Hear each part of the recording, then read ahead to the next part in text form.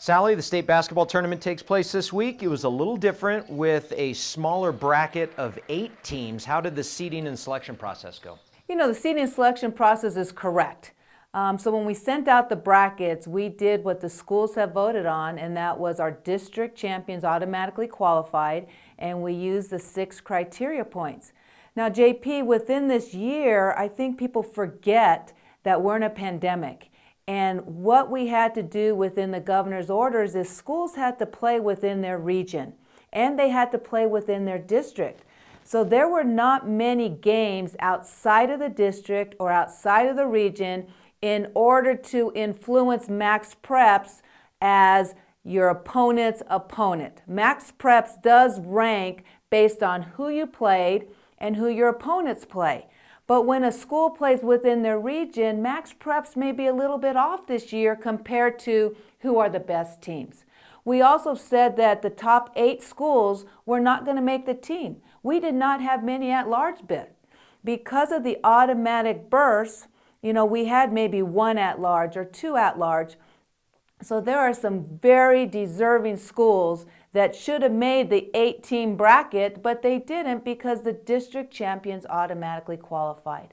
And what I'd like to go back, and everybody, there's some criticizing of this one shouldn't have been 1, this one shouldn't have been 5. We need to go back and realize that we have a culminating event and we are playing. Back in January when we were doing these videos, we kept saying, we're going to play again, New Mexico. We're going to play again, New Mexico. And we have been saying that it is not ideal, but we are playing and we're having a culminating event. And I know some communities are upset where they're seated and that they did not make the bracket. But overall, the goal that we are playing every sport in the 2021 school year is happening. And we need to look back that it is a good season. A lot of kids were able to play basketball this year. And so we're going to have a great week of basketball. And we need to look back as to what this is all about. With the announcement last week about county color, will there be fans? You know, depending where the game is and what the color of the county is. For the majority of our games, yes, we will be able to have fans in the quarterfinals and semifinals. And then our culminating finals in the pit, we will see where Bernalillo County is. Currently, Bernalillo County is green, so we will be able to have 25% capacity in the pit. So it depends where the game is, but I do believe that all the quarterfinal games will be able to have spectators on Monday and Tuesday for their events.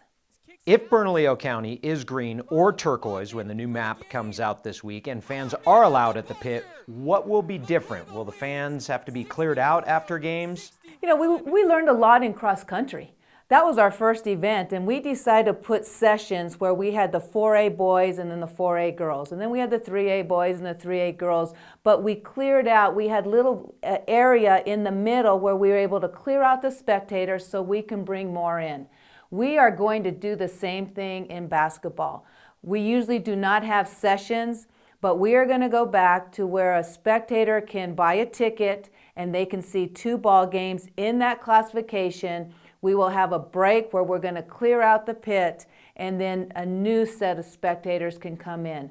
And that allows for every game that the parents especially, the community members are able to see their team. So it is a little bit different, but we will have 2 games on Thursday, 4 games on Friday, 4 games on Saturday, so we can maximize the spectators in the pit.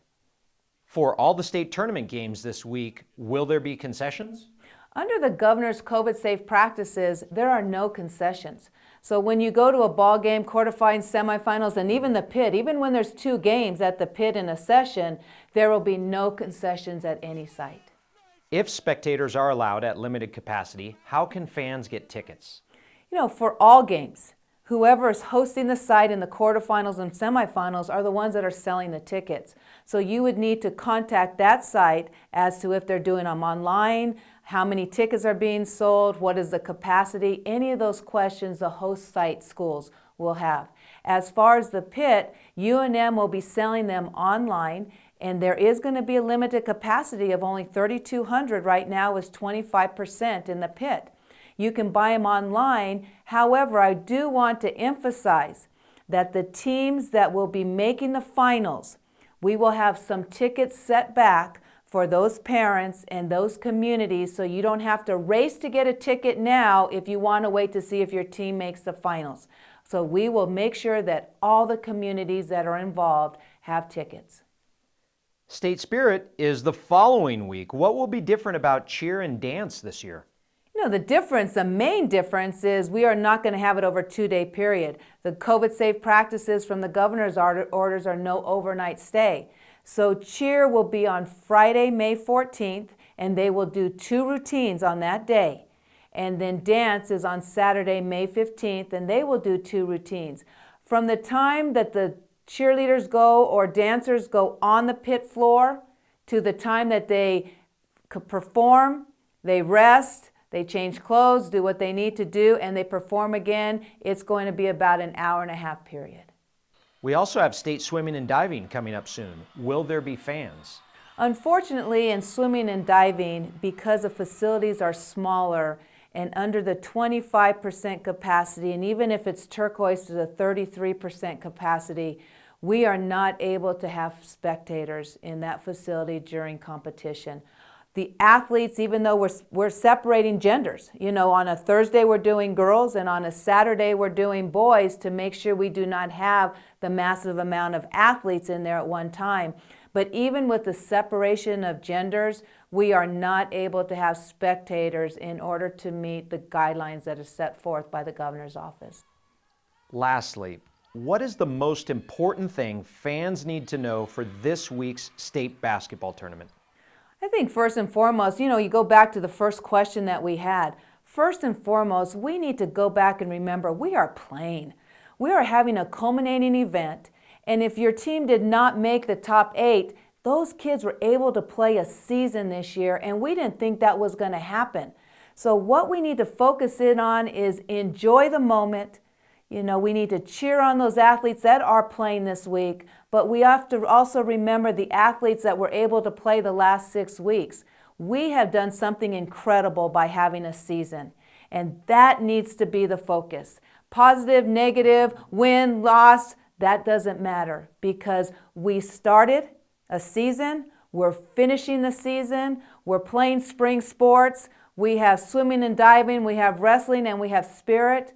And you know, I can say we're going to play sports again, New Mexico, but you know what, JP? We're reaching the goal that every single sport in the 2021 school year is going to be able to play and have a culminating event.